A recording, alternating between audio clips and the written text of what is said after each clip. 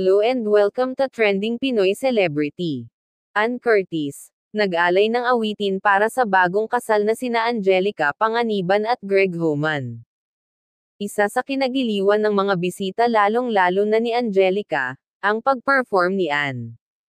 Nakakatuwang mapanood ang pagbirit na ito ni Ann at talagang makikita na nag-enjoy ang lahat sa panonood sa kanya. Ating panoorin ang kanyang nakaka-good vibes na video. Pero bago yan, maaari po kayong mag-subscribe sa ating channel, para sa iba pa nating celebrity updates.